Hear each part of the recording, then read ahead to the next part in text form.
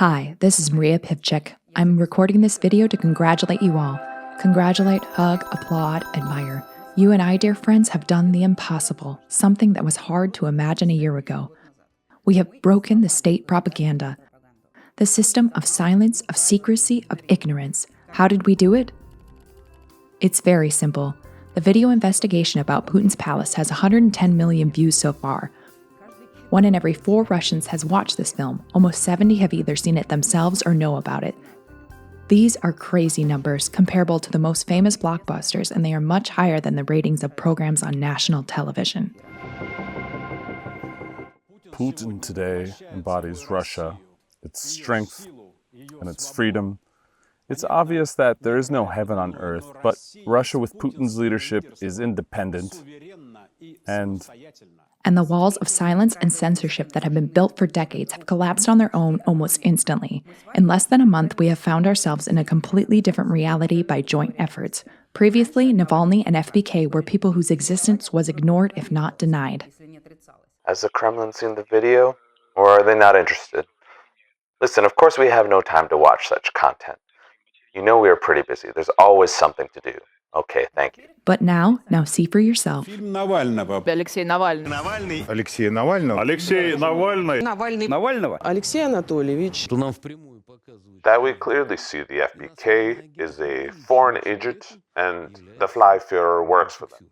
Hours of federal airtime and prime time every day, Navalny has turned from one who must not be named to the main topic of discussion. Still a handsome guy, not old yet, almost blonde. Second hand, has a flat nape, faded eyes, his skin flabby. They literally follow him like fangirls following a rock star to every place he has stayed, touching objects he has touched, analyzing every phrase. If there is a discussion about politics, Navalny and FBK are discussed. We have overlooked how we have a de facto Nazi, Vyazov, Bandera, underground operating here, and it is well funded from abroad. Do you remember this guy? Prime Minister Mishustin, a rather important figure in the country, and Navalny. How did they go from being thought of as marginal, uninteresting characters to becoming major stars on federal airwaves? I will now explain to you very plainly what has happened and what is happening. See, here's how it used to be. Our investigation has been watched by 5 to 10 million people, and that's super great for YouTube, but no big deal for the Kremlin. Just 57% of the population. Not even the Medvedev investigation. And it's the most famous of the old ones. It has 20 million views, but still, according to polls, 60% of Russians have not heard anything about our wonderful film. The logic of the Kremlin is you haven't heard about it? Well, thank God, we surely won't tell you. Why fuel interest? And now Putin's palace. 26% have watched the film, 10% are familiar with the content, 32% have heard something about it. 31% do not know anything about it. A completely different picture, and these 42% are now the main pain in the neck and problem for the Kremlin. You can be sure that nothing else is being discussed in the top corner offices and Moscow living rooms. Now, what do? These 42% and potentially 30% who have not watched it are deciding whether to believe Navalny right now or not. The great ruler Putin or the wealth-obsessed thief? Should I vote for him or is it not worth it? This is where the main battle unfolds.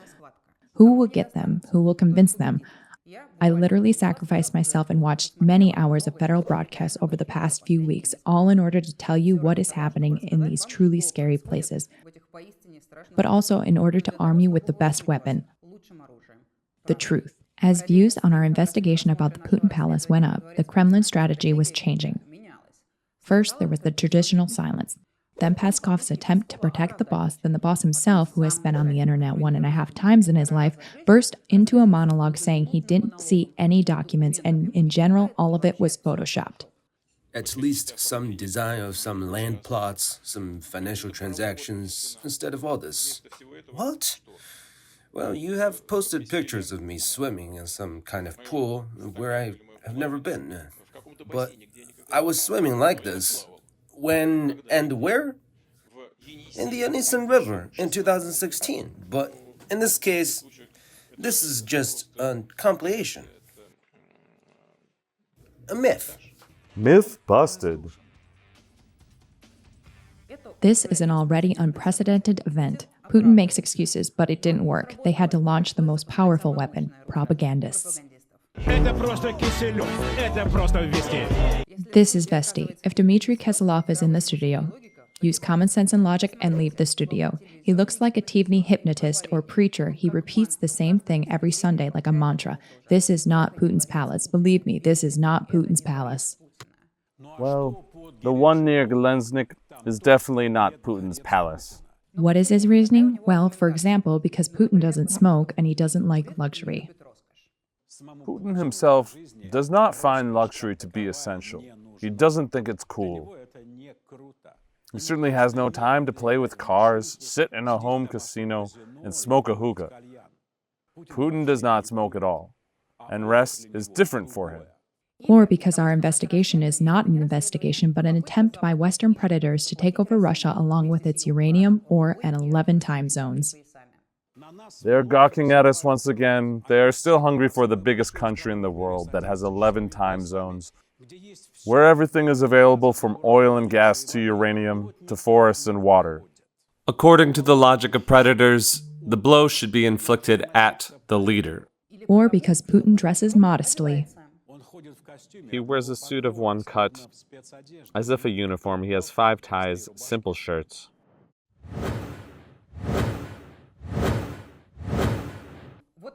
That's why this is not Putin's palace. You see, we offer 2 hours of proof, a huge text, footage, drawings. We post documents, some extracts, and Kislov simply says, Putin's shirts are simple. This is not his palace. He is a man of completely different scale.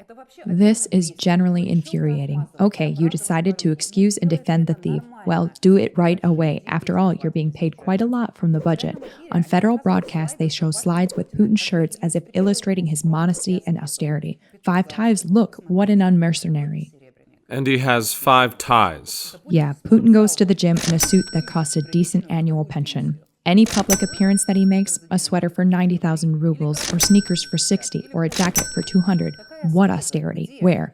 This, like many other things that we will talk about today, is aimed exactly at those 42% who will not check anything but simply believe. While they said on TV that Putin is an aesthetic, then he is one. I live in poverty, Putin does too. And now let's talk aces, or what they think aces are. To convince those very doubters, the Kremlin went for something unimaginable. They appointed another person as owner of the palace and put on a whole performance called Incredible Journalistic Luck. We managed to get into the palace. 2 circus monkeys, journalists from MASH and Russia 1, recorded the same stories.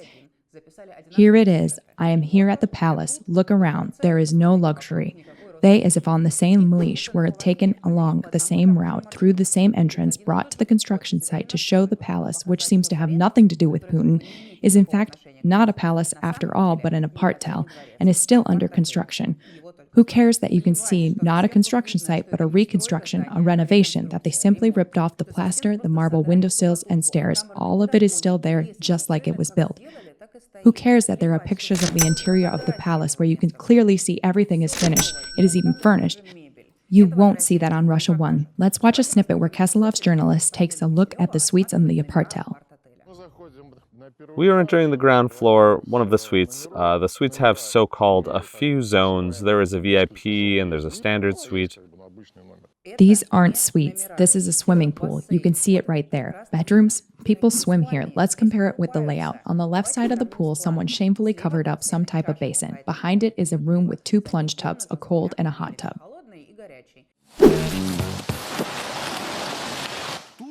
Another secret of the president's fitness is uncovered.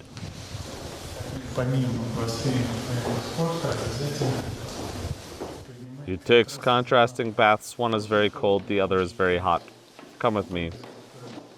The most important part no one ever sees. After the swimming pool, the president comes here to plunge into ice-cold water, or simply put, to feel the contrast. And what about the huge ice skating rink hidden underground? Why didn't you show the church where you can find a tea house and a bridge that was built specifically for it? The journalist sadly couldn't go there, and the precious hesitating viewers of Russia 1 now won't ever learn about them. Here on the footage broadcast on the TV, you can see the entrance to a 16-story bunker with a tasting room carved into the rock. You can see it. Journalists, if you were filming it, why didn't you go inside? And of course, Rottenberg. They made one of the richest men in the country stand there and mumble some nonsense about it being his property, and he bought it a few years ago. We want to build an apart hotel. which is why there are a fairly large number of rooms. Thank you, Arkady Romovic. Excellent. What about the no-fly zones that have been there since 2015? There are only 2 no-fly zones on this coast. One over Putin's official residence in Sochi, the other one here above Rottenberg's hotel. Is that correct? What about the FSB ban on sailing near the palace? What is it with the FSO guards that were filmed here back in 2011? Also, the 7,000 hectares of FSB land which encircles the place like a barrier. Is that also Rottenberg? Does this mean that Rottenberg has bribed a few federal ministries to build an apartheid? The house that Rosenberg is building is the money that stayed in our country. You know, here's the trick for me. I think you should invest in Russia, i.e., so that the money stays here. Not a word was said about the vineyards in Namorsky or the huge chateau or the Krinka winery, which is funded by the same money as the palace. We didn't learn anything about why Putin's friends have paid for all of this.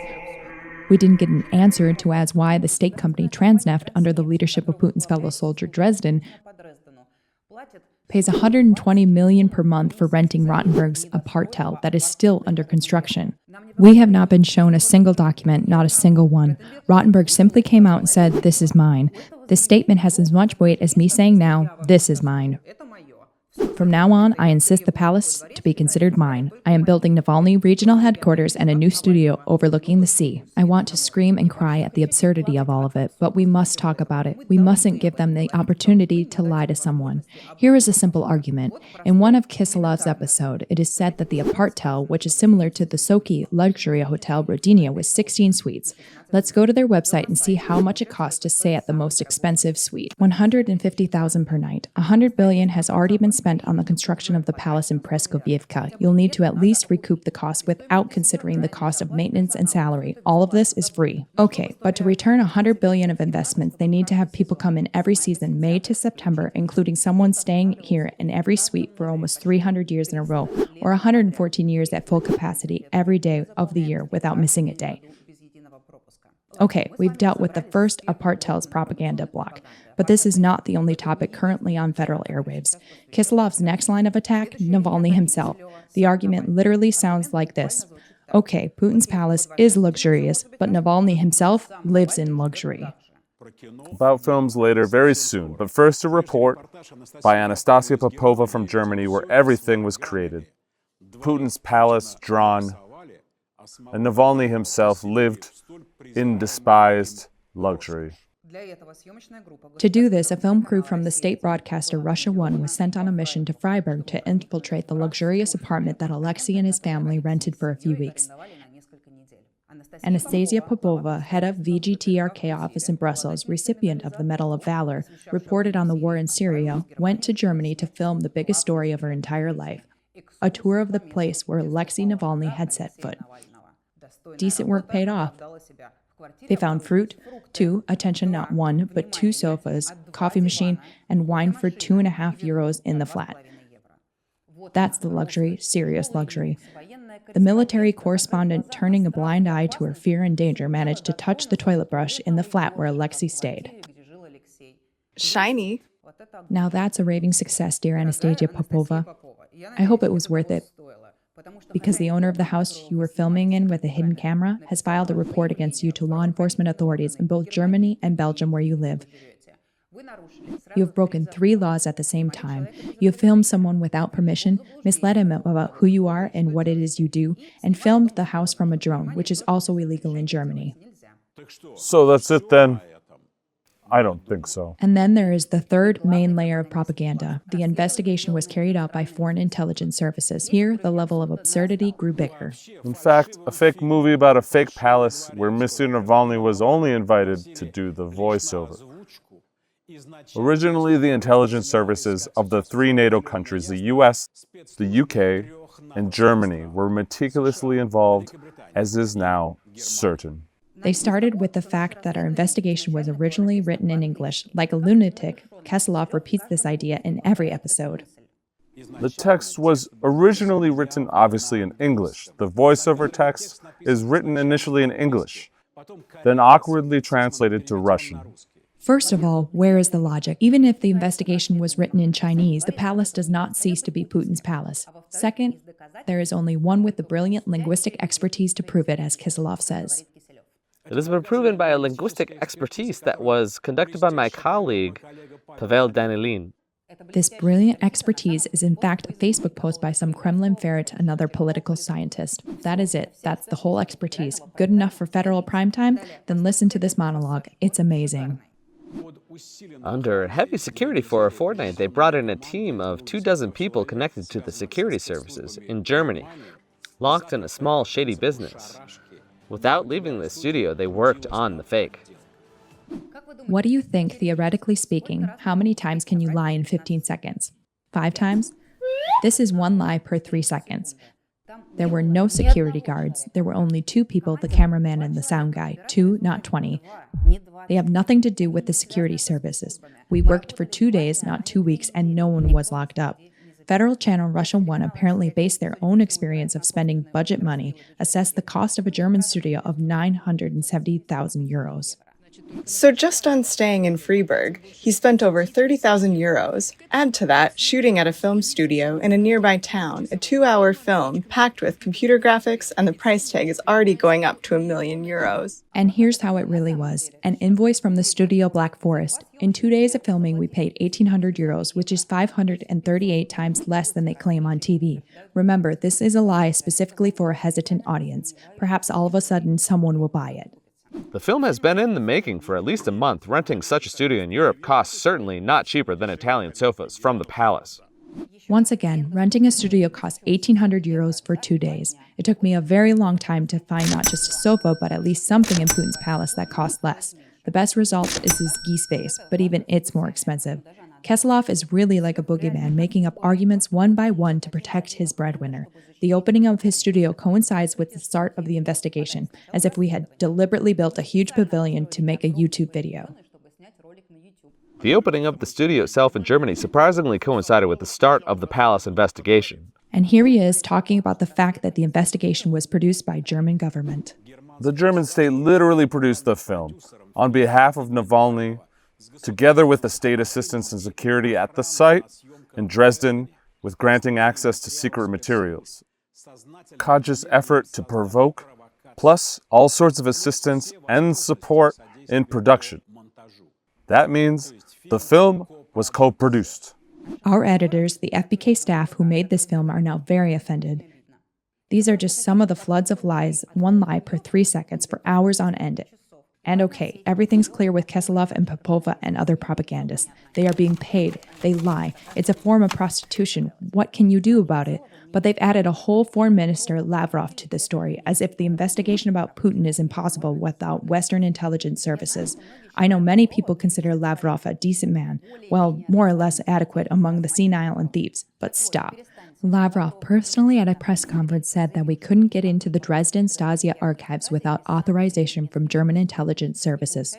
And as it turns out, he's either stupid or he's lying, because the Stasi documents that we showed in the film can be obtained by anyone at all filing a 1-page form on the website. German citizens, non-citizens, anyone at all can do it. And the NTV journalists have done it before us. They showed the same credentials on federal airwaves in the same room as we were, but in Lavrov's version, they were assisted by German special agents. But who was helping the NTV? This document was discovered not too long ago, and we had the opportunity to see it at our request in the Dresden branch of the Federal Office for the Study of the Stasi document. Shame, real shame for the minister's unprofessionalism. And at the end, let's look at another figure from the survey. 1 in 5 or 6 people have watched this video had a negative view of Putin. And this is just one video, one investigation, and like a magic wand, ruins the national leader's rating. It will never be forgotten. People, watch and believe us, not the Kremlin propaganda. If we already have such a beautiful, super effective weapon, let's use it. There are tens of millions of people left in the country who simply have not seen this investigation. It seems to us that everyone, not just Russians, see the film. If they have not seen it for themselves, they are 1 click away.